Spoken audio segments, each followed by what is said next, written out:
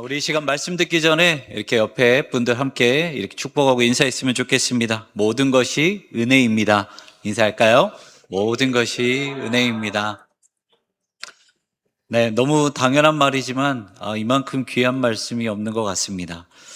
성도님들 기도 덕분에 지난 한 주간 이제 휴가 너무 잘 다녀왔습니다. 네. 그런데 이제 저는 휴가 때 허리를 다쳤어요. 허리를 다쳤는데 그래서 이제 1년에 저희 그 처가댁을 몇 번 못 내려가요. 멀어서. 그래서 이제 가면은 장인 장모님 좀 도와드리고 이래야 되는데 허리를 다치는 김에 오랜만에 내려간 처가댁에서 제가 장인어른 장모님께 요양을 받고 올라왔습니다. 근데 왜 이 말씀을 드리냐면요. 이번 휴가 때 제가 이제 허리를 약간 삐끗하기는 했지만 저희 믿음을 좀 다시 돌아볼 수 있는, 어떻게 보면 되게 생뚱맞지만 그런 되게 중요한 시간으로 보내고 왔어요. 휴가 기간에 저희는 정말 뜻하지 않게 큰 사고를 2번 보았습니다. 겪은 게 아니고요. 보았습니다. 네, 착각하시면 안 돼요. 하나는 고속도로 위에서 이제 대형 트럭이 완전 전소되는 모습을 봤어요. 그리고 또 하나는 차가 완전히 뒤집어지는 전복 사고를 봤습니다. 어떻게 보면 뉴스에서만 보고 평생 실제로는 한번 볼까 말까 하는 그 사건을 휴가 기간, 그러니까 단 이틀 사이에 다 보게 된 거예요. 당연히 이분들이 크게 다치지 않게 해달라고 기도했고 또 그렇게 당연히 되어야겠죠. 그런데 이 큰 사고를 보고 그리고 또 허리를 다친 제 모습을 보니까 제 마음에 2가지 마음이 들었습니다. 하나는 내가 저렇게 되지 말라는 법이 없다. 그런데 나는 그냥 간단하게 이렇게 허리 하나만 다쳤구나. 너무 감사하다는 마음이 들었고요. 그리고 또 하나는, 그렇다면 나는 얼마나 이 감사를 하면서 살아가고 있을까? 하나님께서 나를 맨날 돌보고 계시는데 나는 그 복음의 본질에서 얼마나 하나님과 멀어져 있을까? 이 2가지 마음이 문득 들게 되었습니다. 제가 너무 좋아하는 목사님 중에서 김길 목사님이라는 분이 계세요. 아마 뭐 아시는 분도 계시겠지만 제가 온누리교회에서 사역할 때 강사로 잠깐 오셨던 분인데 제가 이분을 좋아하는 이유가 아주 간단합니다. 뭐냐면 이 설교를 하실 때 계속해서 이렇게 하세요. 이렇게 설교를 하시면서 또 이렇게 말씀하시다가 또 갑자기 또 이렇게 설교 너무 은혜롭거든요. 그런데 볼 때마다 너무 거슬리는 거예요. 계속 이래요. 제가 생각해 보십시오. 제가 설교할 때 갑자기 막 하다가 갑자기 이런다고 생각해 보세요. 그런데 그 이유가 뭐냐면 이분의 고백 때문이었어요. 본인이 이제 목사로 설교를 하고 있는데 하나님 앞에 이렇게 설교하는 자신의 그 모습이 너무 부끄러워서 항상 이렇게 하시는 거예요. 설교가 너무 은혜로웠지만 그분이 하는 그 제스처, 그리고 그분이 가지고 있는 이 겸손한 마음 때문에 저는 김길 목사님이 또 너무 이렇게 팬으로 남아 있게 되었습니다. 그 목사님이 하신 설교 중에서 제 기억에 남는 설교가 있는데요. 목사님이 그 설교 중에서 이런 말씀을 하셨어요. 본인이 다윗은 양을 칠 때 하나님을 만나서 위대한 왕이 되었다라는 그 말씀이 너무 은혜가 되었대요. 그래서 한동안에는 이제 좀 한번 생각을 해봤대요. 그러면 하나님께 나는 어떤 모습으로 가장 먼저 비춰졌을까? 곰곰이 생각해 봤더니 딱 한 때에, 이게 한 시절이 기억이 났는데 그때가 언제냐면 목포 쓰레기장에서 쓰레기를 주워 먹던 때가 기억이 났다고 합니다. 목사님이 9살 때에 아버지가 자살하셨어요. 그리고 큰형과 셋째 형이 싸우면서 돈 문제로 싸우셨는데 싸우다가 셋째 형까지 자살해서 돌아가셨습니다. 그때부터 가정은 찢어지게 가난해서 목포 외곽 쓰레기 하차장에서 쓰레기를 주워 먹으면서 사셨다고 해요. 이 말씀을 들여다볼 때 이 목사님께서 생각났던 그때가 바로 이때였다고 합니다. 그러면서 하시던 말씀이 다윗은 위대한 왕이었고 인정받는 왕이었지만 하나님 앞에는 그저 양치는 목자였을 뿐이었던 것처럼 자신도 지금 목사로 있지만 하나님 앞에는 그저 쓰레기를 먹는 한 아이였을 뿐이다라고 고백을 하더라고요. 여러분, 우리가 뭔가 되는 것 같지만 사실 우리는 아무것도 되는 존재가 아닙니다. 우리는 스스로 왕이라고 생각하고 대단한 존재라고 생각을 하지만 그저 하나님 앞에는 흙으로 돌아갈 수밖에 없는 아무것도 아닌 존재가 바로 우리라는 것이죠. 하지만 이 자리에 나와서 감히 우리가 예배 드릴 수 있는 이유가 무엇입니까? 그것은 딱 하나, 하나님께서 우리를 긍휼히 여기셨기 때문에, 다른 이유가 없습니다. 그 하나님의 은혜가 있기 때문에 우리는 감히 이 자리에서 하나님을 찬양하고 말씀 듣고 기도할 수 있게 되었다는 것이죠. 그렇다면 여러분들께 이런 질문 드려봤으면 좋겠어요. 여러분들은 이 사실을 인정하십니까? 마음 깊은 곳에 하나님의 긍휼 때문에, 하나님의 은혜 때문에 내가 예배 드릴 수 있다는 그 사실을 인정하십니까? 그럼 또 한 가지 질문. 이렇게 순수한 복음이 아직 여러분들의 심령 가운데 남아 있습니까? 감사합니다. 예수님과 함께 느꼈던 첫사랑, 예수 때문에 내 인생이 뒤집어져서 하나님의 말씀이라면 무조건 순종하겠다는 그 마음이 아직 우리 안에 살아 있어야 된다는 거죠. 저는 이 질문 앞에 제 모습이 너무 부끄러웠어요. 하지만 반대로 그 마음 때문에, 그 부끄러운 마음 때문에 하나님 앞에 한편으로는 너무 감사했습니다. 왜냐하면 하나님의 긍휼한 마음으로 나를 다시 찾고 계시는구나. 지금까지 교만했던 내 모습을 다시 낮추시기 시작하는구나. 이런 마음 때문에 다시 한번 감사한 마음이 들었습니다. 사랑하는 성도 여러분, 예수님과의 첫사랑, 그 본질을 절대 잊지 마시기 바랍니다. 그리고 첫사랑을 잊어버린 것은 아닌가라는 그 질문 앞에 날마다 냉철하게 서시기 바랍니다. 그래서 여러분의 그 순수한 믿음이 다시 한번 뜨겁게 타오르기를 주님의 이름으로 축원합니다. 아멘. 오늘 본문의 시편 기자가 하나님의 위엄과 영광을 찬양하는 모습입니다. 우리 먼저 1절과 3절 말씀 같이 한번 읽어보도록 하겠습니다. 여호와 우리 주여, 주의 이름이 온 땅에 어찌 그리 아름다운지요. 주의 영광이 하늘을 덮었나이다. 주의 손가락으로 만드신 주의 하늘과 주께서 베풀어 두신 달과 별을 내가 보니. 아멘. 시편 기자는 창조 세계를 보면서 하나님의 영광을 찬양하고 있어요. 다시 말해 자신이 볼 수 있고 자신이 느낄 수 있는 그 세상에서 하나님의 영광을 볼 수 있다는 그 사실이 너무 감격하고 너무 감동스러워서 하나님을 찬양했다는 것이죠. 여러분, 신앙은 우리 주변에 있는 하나님의 은혜를 바라볼 줄 아는 것으로부터 시작을 합니다. 신앙이라는 단어를 찾아보면요, 일반적인 의미로는 초월적인 존재에 대한 믿음과 전인적인 헌신이라고 되어 있어요. 그런데 우리 기독교적인 의미로 다시 말씀드리면 신앙이라는 것은 하나님의 초월적인 능력, 하나님의 구원의 능력을 믿고 또 그렇게 살아가는 것을 말하는 것입니다. 그렇다면 우리가 신앙생활 해야 하는 곳은 어디일까요? 이곳이 아닙니다. 우리가 신앙생활 해야 되는 곳은 우리가 지금 살고 있는 너무나도 흔한 우리의 일상 가운데서 신앙생활하며 그 안에서 하나님의 구원의 능력, 하나님의 영광, 하나님의 초월적인 능력을 바라보면서 발견하면서 살아가는 것이 진정한 신앙이라는 것이죠.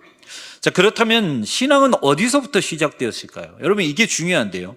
신앙은 창세기 1장 하나님께서 세상을 창조하시는 것부터 시작되었습니다. 하나님은 세상을 창조하시고 제일 마지막에 창조하신 아담과 하와에게 그 모든 것들을 다 내어주셨어요. 그래서 아담과 하와는 하나님이 창조하신 그 에덴이라는 창조 세계 안에서 하나님과 함께 동행하게 되었죠. 다시 말을 하면 에덴 동산 안에서 아담과 하와가 가장 먼저 신앙생활을 하게 되었다는 것입니다. 이것이 최초의 신앙생활이에요. 그런데 여러분, 반대로 생각해 보면 그 신앙생활이 어디에서 무너졌는 줄 아십니까? 신앙생활이 좀 전에 말씀드린 것처럼 최초의 신앙생활이 어디에서 시작됐다고 말씀드렸어요? 하나님이 창조하신 에덴에서, 창조 세계에서 신앙생활이 시작되었습니다. 그런데 그 신앙이 무너진 곳이 어디냐면 하나님이 창조하신 에덴에서 무너졌어요. 왜 무너졌습니까? 그 주변에 하나님의 영광과 하나님의 은혜가 넓게 퍼져 있는데도 불구하고 하나님을 믿지 못하는 그 믿지 못함 때문에 그 안에 유혹이 들어가게 되고 죄가 들어가게 되고 결국 하나님과 멀어지게 되었다는 것이죠. 여러분, 우리도 우리 주변에 있는 그 모든 것들이 다 은혜입니다. 나에게 있는 건강, 직장, 함께하는 가족과 공동체, 내가 살아 숨쉬는 것, 그리고 지금 이렇게 예배의 자리에 나올 수 있는 그 모든 것이 말로 다 할 수 없는 하나님의 은혜라는 것이죠. 그래서 은혜라는 찬양을 보면 이렇게 고백하지 않습니까? 내가 누려왔던 모든 것들이 당연한 것이 아니라 은혜였어. 모든 것이 은혜, 은혜, 은혜, 한없는 은혜. 이게 우리의 고백이 되어야 된다는 것이죠. 우리 주변에 눈을 뜨면 보이는 것이 다 하나님의 은혜요 영광이 되어야 된다는 것입니다. 그렇게 되었을 때에 우리의 믿음이 살아나고 우리의 믿음이 그렇게 새롭게 살아났을 때 우리가 하나님의 말씀이라면 우리의 모든 것을 다 포기하고 주님을 닮겠노라, 그렇게 다짐하는 성도로 살아갈 수 있다라는 것이죠. 여러분 시편 기자를 한번 보십시오. 시편 기자가 왜 세상을 보면서 하나님의 영광을 찬양했겠습니까? 여러분 세상을 한번 보세요. 우리 일상을 한번 보세요. 특별한 것 있습니까? 특별한 것 있을까요? 없어요. 매일 눈 뜨면 반복되는 이상이에요. 살아가는 것도 똑같고요. 만나는 사람도 거의 비슷해요. 여러분 이곳에서 무엇이 특별한 것이 있습니까? 하지만 그럼에도 불구하고 시편 기자는 모든 것이 특별한 것처럼 하나님을 찬양했다는 거예요. 그 이유가 무엇이냐면 시편 기자는 아무렇지 않는 일상이 하나님의 은혜라는 것을 알고 있었기 때문이죠. 신명기 29장 5절의 말씀을 보면 모세는 이렇게 고백합니다.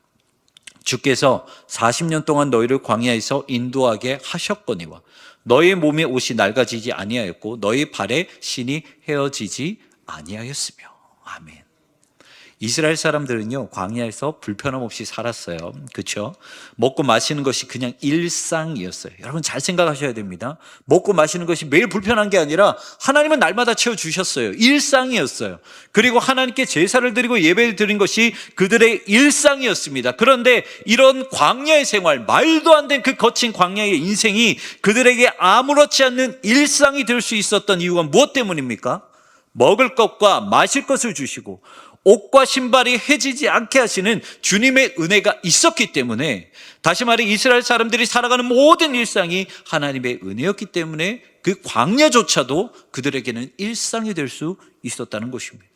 하지만 그들은 결국 어떻게 했습니까? 광야에서 그렇게 살아갈 수 있다는 것을 너무 당연하게 생각을 했어요.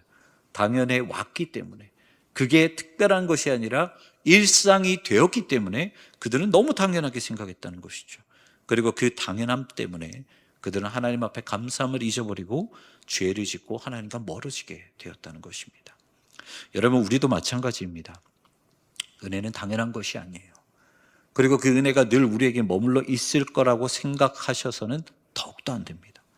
만약 우리의 영혼이 그렇게 병들어 버리면 아무리 찬양을 하고 아무리 말씀을 읽어도 우리 안에는 아무런 찔림이 없고 기도의 순수함이 사라지는, 영혼이 메말라 버리는 그 죄악 가운데 빠질 수밖에 없다는 것입니다. 하나님은 아담과 하와가 에덴에서 쫓겨났을 때 그들을 절대 버리지 않으셨어요. 오히려 하나님은 그들을 더욱더 챙기시고 함께 하셨다는 것이죠. 이것을 어디에서 볼 수 있냐면 창세기 6장 1절에서 볼 수 있습니다. 6장 1절 말씀에 이렇게 기록하고 있습니다. 사람이 땅 위에 번성하기 시작할 때, 여러분 우리가 상식적으로 생각하면 에덴 동산에서 쫓겨난 아담과 하와는 그때부터 저주받은 인생이 되어야 돼요. 하나님께서 사람을 창조하시고 그들에게 말씀하신 축복의 말씀이 무엇입니까? 너희는 생육하고 번성해서 이 땅을 정복하라고 말씀하셨어요. 그 약속이 파괴되어야 됩니다. 하지만 에덴에서 쫓겨났음에도 불구하고 하나님께서 그들의 인생을 붙잡아 주셨기 때문에 지금 읽은 6장 1절의 말씀처럼 사람들이 땅 위에서 번성하기 시작했다라는 거예요. 하지만 그들은 자신들이 이렇게 번성함에도 불구하고 하나님께 감사함이 없었죠. 그래서 창세기 6장 5절과 6절 말씀입니다. 우리 같이 한번 읽어보도록 하겠습니다. 여호와께서 사람의 죄악이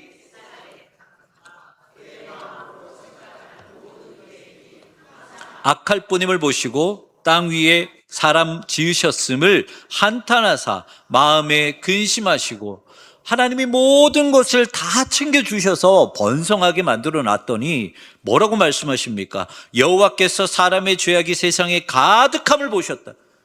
사람을 창조하신 그 하나님께서 내가 괜히 창조하였다 한탄하고 계셨다는 거예요. 하나님은 사람들을 돌보셨음에도 불구하고 그들은 전혀 그것을 은혜라고 깨닫지 못했다는 것이죠. 앨런 로스라는 신학자, 구약 신학자는 시편 8편, 오늘 우리가 읽은 이 본문의 말씀에 이런 제목을 달았습니다. 사람에게 자신을 낮추시는 영광. 낮추시는 영광이 무슨 말일까요? 하나님이 친히 낮아지셔서 세상의 은혜를 펼치지 않으신다면 우리는 하나님의 은혜와 영광을 절대로 누릴 수 없다는 말입니다. 여러분 하나님은 어떠한 분이십니까? 하나님은 스스로 존재하시는 분이시고요, 하나님은 홀로 영광스러우신 분이십니다. 그래서 세상을 창조하시고 사람을 창조하셔서 스스로 낮아지시고 스스로 제한시키실 분이, 그런 필요가 전혀 없으신 분이 바로 하나님이시라는 거예요. 하지만 하나님은 스스로 영광을 버리셨습니다. 그리고 세상을 창조하셨습니다. 그리고 심지어 당신을 닮은 존재까지 창조하셔서 모든 것을 맡기셨어요. 여러분, 세상에 이런 미련한 신이 또 어디 있습니까? 하지만 우리가 기억해야 될 것은 그 하나님의 미련함 때문에, 그 하나님의 낮아지심 때문에 우리가 지금 그 은혜를 우리가 살아가고 있는 이 땅 가운데서 누릴 수 있게 되었다는 것입니다. 그래서 시편 기자는 오늘 본문에서 이렇게 고백합니다. 오늘 본문 4절 말씀을 새번역 성경으로 같이 한번 읽어보도록 하겠습니다. 사람이 무엇이기에 주님께서 이렇게까지 생각하여 주시며 사람의 아들이 무엇이기에 주님께서 이렇게까지 돌보아 주십니까? 아멘. 시편 기자는 하나님께 질문합니다. 너무 궁금했거든요. 주님, 도대체 내가 뭐라고 이렇게까지 하십니까? 주님의 은혜 안에 있어도 매번 죄를 짓는 내가 도대체 뭐라고 하나님께서는 이렇게 나를 돌보고 계십니까? 이렇게 질문했다는 거예요. 여러분, 이 고백은 그냥 나올 수 있는 고백이 아니에요. 오늘 보면은 1절에 찬양의 말씀이 나오고 4절 말씀이 나왔지만 사실은 4절을 고백할 수 있는 사람들만이 1절을 고백할 수 있다는 거예요. 그러니까 은혜 받을 수 없는 존재라고 고백하는 자들만이 하나님의 은혜를 다시 받을 수 있다는 거죠. 여러분, 얼마나 아이러니합니까? 우리는 그렇게 생각하죠. 하나님 은혜를 주시옵소서, 주시옵소서라고 말을 하면 하나님께서 우리에게 주신다고 생각을 하겠지만, 오늘 말씀을 봤더니 나는 은혜 받을 만한 존재가 아닙니다라고 고백했을 때 하나님의 은혜가 주어진다는 거예요. 여러분, 베드로가 어떻게 예수님의 제자가 되었습니까? 베드로는 예수님을 만나자마자 예수님께 은혜 주시옵소서, 내가 예수님의 제자가 되게 해 주시옵소서라고 고백한 것이 아니라 주여 나를 떠나소서 나는 죄인이로소이다, 그 죄를 고백했을 때 베드로는 예수님의 제자가 되었다는 거예요. 그렇다면 우리는 어떻게 이런 고백을 할 수 있을까? 시편 기자의 고백, 베드로의 고백, 어떻게 하면 주님 내가 도대체 무엇이기에 이런 고백을 할 수 있을까요? 정답은 딱 하나입니다. 제가 오늘 이 설교를 준비하는 그 목적, 그 이유, 그 정답은 바로 십자가 위에서 보이신 예수님의 사랑입니다. 그 사랑을 다시 경험해야 된다는 거죠. 얼마 전에 저희 1층에도 이 포스터가 붙여져 있는데요. 얼마 전에 킹 오브 킹스 전시회를 다녀왔습니다. 저기 지금 김포에서 하고 있는데 꼭 한번 다녀오십시오. 이 애니메이션이죠. 애니메이션을 직접 경험할 수 있게끔 아주 잘 디자인하고 기획해서 만들어 오는 전시인데요. 처음 들어갔을 때 제가 딱 느낌 받은 거는, 와, 진짜 잘 만들었다, 기획 너무 잘했다, 이 마음으로 들어갔어요. 그런데 나올 때는 어떻게 나온 줄 아십니까? 눈물 흘리고 나왔어요. 눈물 흘리고 나왔는데, 그 사랑을 이렇게 뭔가 경험을 해보니까 하나님의 사랑, 예수님의 사랑을 너무 이 마음속에 와닿아서 눈물을 흘리면서 나왔어요. 그런 전시회입니다. 저는 전시회에서 이 4곳, 그러니까 4가지 포인트에서 조금 이렇게 울컥했는데요. 첫 번째는 이제 물론 제 사진은 아니지만 제 아들이기에 잠깐 네. 첫 번째는 이제 직접 손으로 넣어보고, 예수님께서 못 박힌 그 손가락을 넣어보고, 그리고 예수님께서 세족식 하는 그 세족반에 이렇게 발을 담궈보는 그런 곳이 있는데요. 여러분들 이제 예수님이 세족하는 거기에 발을 담그고 예수님의 머리를 위에서 내려다 보신 적 있으십니까? 느낌이 되게 이상하더라고요. 그리고 두 번째 포인트는 어디냐면, 아마 많이 보셨을 거예요. 물에 빠졌을 때 위에서 예수님이 손을 이렇게 딱 나오는 영상이 있습니다. 거기에 지금 이렇게 손을 뻗는 이 사진인데요. 물에서 건지시는 예수님, 내가 물에 빠졌을 때, 믿음이 없어서 허우적댔을 때 내 손을 붙잡으시려고 이렇게 손을 뻗고 계시는 예수님의 그 영상이 저렇게 되어 있고요. 그리고 세 번째는 말씀 앞에 자신을 비춰보면서 내가 상처 준 사람인가요? 내가 상처를 받은 사람인가요? 그것을 또 기록해보는 포인트가 있고, 마지막 4번째는 예수님의 사역을 요약하는 그 영상을 짧게 보는 데인데요. 영상 마지막에 이런 글이 나와요. 강동명, 이 영상을 보고 계시는 분의 이름입니다. 말한 적도 없는데 제 영상 마지막에 제 이름이 갑자기 짠 뜨고 이 영상을 보고 계시는 분의 이름입니다. 너무 놀랐어요. 그리고 영상 마지막을 보면 회차마다 그 영상을 보는 사람들의 이름이 스크린에 쫙 뜹니다. 그리고 그 이름이 뭘로 변하는 줄 아세요? 십자가로 변해요. 그리고 그 십자가를 예수님이 지고 가시는 모습으로 영상이 마무리가 됩니다. 제가 그 모습을 보고 너무 눈물이 났어요. 여러분, 십자가가 뭐라고 생각하십니까? 십자가는 죄인들이 져야 하는 사용 도구예요. 그래서 십자가 위에는 죄인들의 이름이 새겨져야 하고요, 십자가 위에는 죄인들의 피가 묻어야 있어야 하는 것입니다. 하지만 그 십자가를 누가 지셨습니까? 예수님이 지셨다는 거예요. 우리도 마찬가지예요. 우리의 이름은 십자가 위에 새겨져 있는 거예요. 그렇기 때문에 우리의 이름은 더러운 이름이에요. 하지만 주님은 우리를 너무 사랑하셨기 때문에 예수님은 우리의 더러운 이름이 새겨진 그 십자가 위에서 자신의 손과 발에 못 박히는 것을 선택하셨다는 거예요. 여러분, 왜 그렇습니까? 그렇게 못이 박혀야 예수님과 우리가 절대로 떨어질 수 없기 때문이에요. 우리의 더러운 이름이 새겨진 그 십자가 위에 예수님이 함께 못으로 박혀 있어야 우리의 영혼이 예수님의 보혈로 덮일 수 있기 때문이라는 거예요. 못을 더 박아라. 못을 더 박아라. 더 깊게 박히면 박힐수록 예수님의 보혈이 더 많이 나오게 되고, 더 깊게 박히면 박힐수록 십자가 위에 새겨진 더러운 우리의 이름이 예수님과 딱 달라붙기 때문이에요. 예수님은 그것 때문에 손과 발에 못 박힘을 자처하셨다는 것입니다. 여러분, 예수님이라고 못 박히는 것이 아프지 않으셨을까요? 예수님은 십자가 위에서 고통스럽게 돌아가셨어요. 그런데 그것을 아시면서도 왜 그 선택을 하셨습니까? 그것을 십자가 위에 못 박혀야 우리가 구원을 받을 수 있기 때문입니다. 유대인들은 예수님을 십자가에 못 박을 때 선택할 수 있는 기회가 있었어요. 빌라도는 유대인들에게 묻습니다. 명절이 되면 죄인 한 명을 풀어주는 그런 풍습이 있는데 너희는 누구를 풀어줄 것이냐? 예수냐? 바라바냐? 그럴 때 유대인들은 누구를 풀어달라고 말을 합니까? 바라바를 풀어주시옵소서라고 말을 합니다. 그런데 여러분, 바라바의 전체 이름이 뭔지 아십니까? 바라바 예수입니다. 바라바 예수가 그 사람의 진짜 이름이에요. 그러니까 유대인들은 바라바 예수와 나사렛 예수 둘 중 하나를 선택해야 했다는 거예요. 그리고 그들이 선택한 사람은 나사렛 예수가 아니라 바라바 예수였다는 거예요. 하지만 정말 아이러니한 것이 예수님이 달리신 그 십자가를 보면 머리 위에 명패가 하나 달려 있는데 거기에 뭐라고 쓰여 있냐면 나사렛 예수 유대인의 왕이라고 되어 있어요. 물론 이 말은요, 이 로마 군사들이 빌라도가 예수님을 조롱하기 위해서 쓴 말이었습니다. 하지만 진짜 예수님은 어떻게 하셨습니까? 나사렛 예수를 버리고 바라바 예수를 택한 유대인들이었지만 예수님은 십자가 위에서 저들의 죄를 용서해 달라고 하나님께 기도드렸다는 거죠. 다시 말해, 예수는 예수인데 자신이 원하는, 이 바라바라는 자신이 원하는 예수를 믿는 모든 죄인들을 끝까지 안으셨던 진정한 왕이 우리 예수님이라는 것입니다.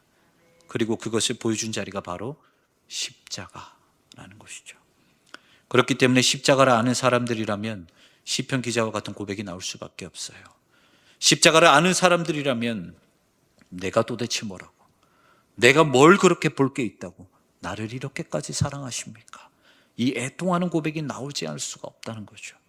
사랑하는 성도 여러분, 십자가를 기억하는 사람들은 예수님의 첫사랑에서 떠날 수가 없습니다. 그리고 예수님과 첫사랑을 기억하는 사람들은 내가 뭐라고 이렇게 하나님 나를 돌보십니까? 라는 고백을 할 수밖에 없어요. 그리고 그렇게 고백하는 사람들만이 통회하는 심령으로 예배를 드릴 수 있게 된다는 것입니다. 제가 이 십자가에 대해서 이렇게 정리를 한번 해왔습니다. 한 6가지 정도 되는데 한번 쭉 보시고 묵상하는 마음으로 따라오셨으면 좋겠어요. 십자가가 있는 성도는 직분이 아닌 예수님의 옆자리를 택하고, 십자가가 있는 성도는 신념이 아닌 하나님의 말씀을 택하고, 십자가가 있는 성도는 미움이 아닌 사랑을 택하고, 십자가가 있는 성도는 분열이 아닌 연합을 택하고, 십자가가 있는 성도는 높아짐이 아닌 낮아짐을 택하고, 십자가가 있는 성도는 결국 십자가를 선택하게 된다. 여러분들, 본질을 잃어버리지 마십시오. 성도도 교회도 신앙도 믿음도 예수 그리스도의 십자가 위에 세워져야 하는 것입니다. 그 십자가가 무너지면 아무리 하려 해도 모든 것이 다 무너질 수밖에 없어요. 바라는 것은 우리 교회 그리고 사랑하는 우리 모든 성도님들의 그 심령 가운데 다시 한번 십자가가 깊이 새겨지기를 소망합니다. 그래서 시편 기자의 고백처럼 우리의 인생에 가득한 하나님의 영광을 찬양하며 날마다 하나님께 주님, 우리가 무엇이기에 이렇게까지 우리를 사랑하십니까? 감사합니다라는 그 고백을 날마다 올려드리는 우리 모두가 되기를 주님의 이름으로 축원합니다. 아멘.